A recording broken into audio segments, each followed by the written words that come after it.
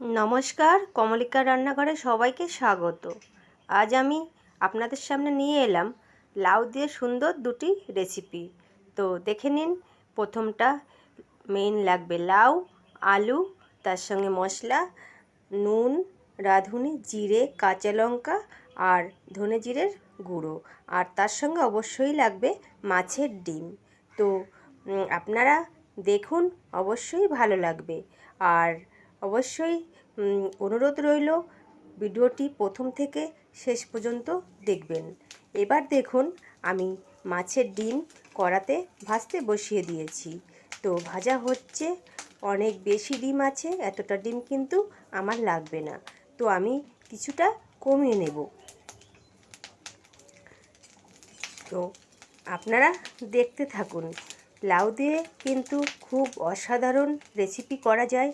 তো আপনারা বাড়িতে বানিয়ে খেতে পারেন। দেখুন, এবার আমি কিছুটা ডিম কিন্তু কমিয়ে নিয়েছি। এটা কাতলা মাছের ডিম, আপনারা যে কোনো মাছের ডিম দিয়ে করতে পারেন।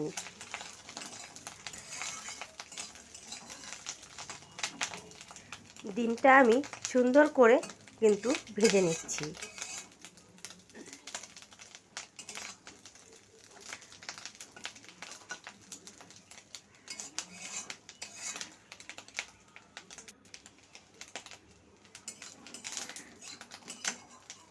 এবার আমার কিন্তু ডিমটা ভাজা হয়ে গেছে।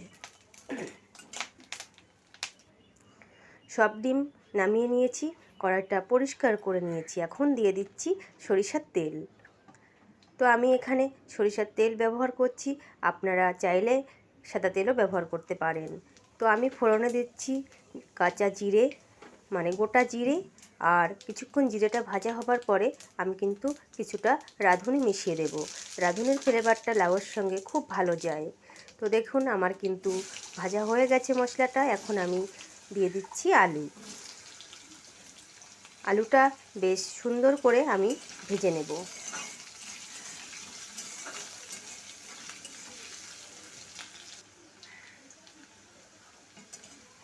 আলুটা কিন্তু আমার সুন্দর লাল লাল ভাজা হয়ে গেছে।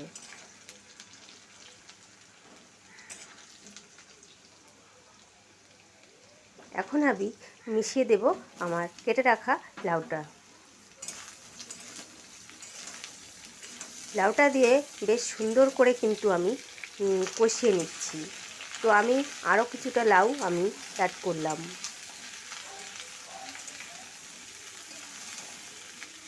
লাউটা কিন্তু রান্নার পরে অনেকটা পরিমাণে কম হয়ে যায়, তার জন্য একটু লাউ আমি অ্যাড করেছি।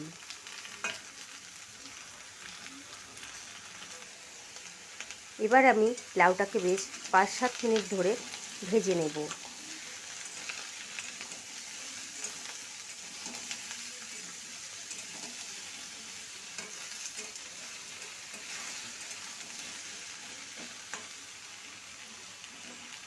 এবার আমি একে একে মশলাপাতি মিশিয়ে দেব। প্রথম দিয়ে দিচ্ছি নুন পরিমাণ মতো, তারপরে দিচ্ছি ধনে জিরে পাউডার, তারপরে দিলাম কাঁচা লঙ্কা, তারপরে হলুদ গুঁড়ো। এখন কিন্তু আমি সুন্দর করে লাউ আলুটা মশলার সঙ্গে মিশিয়ে নিচ্ছি।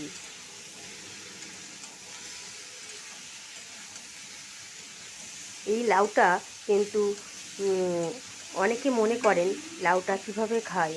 তো এটা কিন্তু সুন্দর করে রান্না করলে অবশ্যই ভীষণ ভালো লাগে। আর মাছের ডিম দিয়ে করলে তো কোনো কথাই নেই। এবার আমি বেশ কিছুক্ষণ এইভাবেই আমি কিন্তু ঢাকা চাপা দিয়ে কষিয়ে নেব।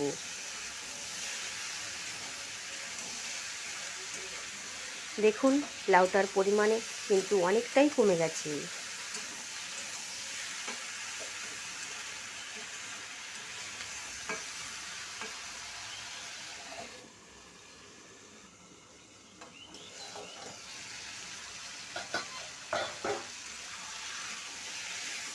কষতে কষতে দেখবেন লাউ থেকে জল বেরিয়ে আসবে। ওই জলটা কিন্তু লাউর সঙ্গে কষতে কষতে শুকিয়ে যাবে।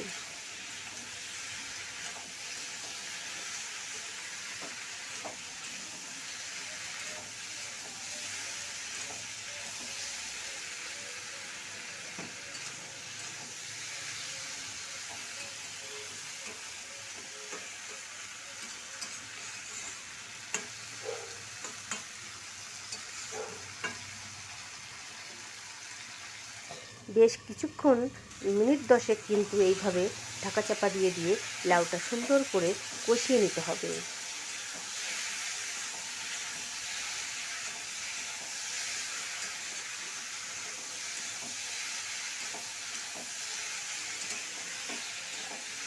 আমার কিন্তু প্রায় কষানো শেষের পথে।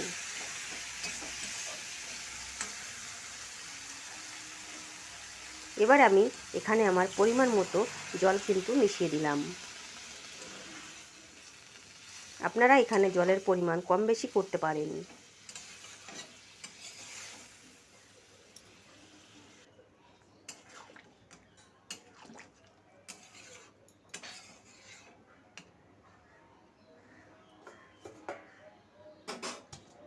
এবার কিন্তু আমি এটাকে বেশ আরও কিছুক্ষণ ঢাকা দিয়ে দিয়ে লাউটাকে সিদ্ধ করে নেব।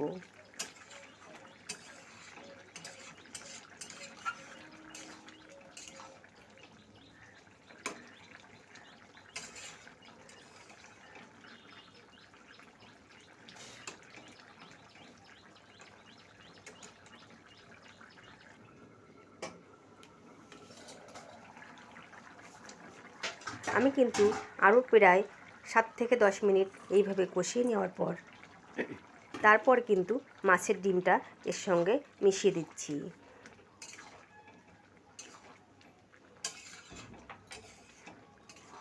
তাতে করে মাছের ডিমের যে স্বাদটা সেটা কিন্তু তরকারির ঝোলের সঙ্গে মিশে যাবে।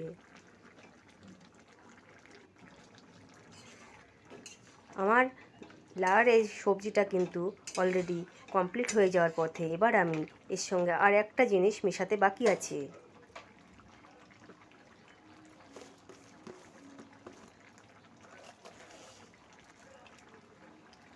মিশিয়ে দিলাম পরিমাণ মতো চিনি। চিনিটা কিন্তু লাউয়ের সঙ্গে খুব সুন্দর যায়। তো আপনারা এইভাবে কিন্তু বাড়িতে অবশ্যই ট্রাই করতে পারেন, ভীষণ ভালো লাগবে।